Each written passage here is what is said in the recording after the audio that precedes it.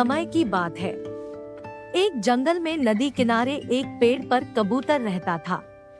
उसी जंगल में एक दिन कहीं से एक मधुमक्खी भी गुजर रही थी कि अचानक से वह एक नदी में जा गिरी। उसके पंख गीले हो गए। उसने बाहर निकलने के लिए बहुत कोशिश की, लेकिन वह नहीं निकल सकी। जब उसे लगा कि वह अब मर जाएगी, तो उसने मदद के लिए चिल्लाना शुरू कर दिया। तभी पास के पेड़ पर बैठे कबूतर की नजर उस पर पड़ गई। कबूतर ने उसकी मदद करने के लिए तुरंत पेड़ से उड़ान भर ली। कबूतर ने मधुमक्खी को बचाने के लिए एक तरकीब सोची। कबूतर ने एक पत्ते को अपनी चोंच में पकड़ा और उसे नदी में गिरा दिया। वह पत्ता मिलते ही मधुमक्खी उस पर बैठ गई। थोड़ी ही देर में उसके पंख सूख चुके थे। अब वह उड़ने के लिए तैयार थी। उसने कबूतर को जान बचाने के लिए धन्यवाद बोला।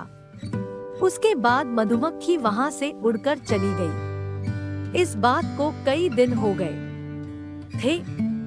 एक दिन वही कबूतर गहरी नींद में सो रहा था और तभी एक लड़का उस पर गुलेल से निशाना लगा रहा था। कबूतर गहरी नींद में था, इसलिए वह इस बात से अनजान था, लेकिन उसी समय वहां से एक मधुमक्खी गुजर रही थी जिसकी नजर उस लड़के पर पड़ गई। यह वही मधुमक्खी थी जिसकी कबूतर ने जान बचाई थी।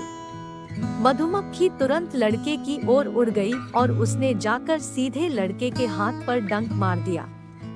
मधुमक्खी के काटते ही लड़का तेजी से चिल्ला पड़ा। उसके हाथ से गुलेल दूर जाकर गिरी।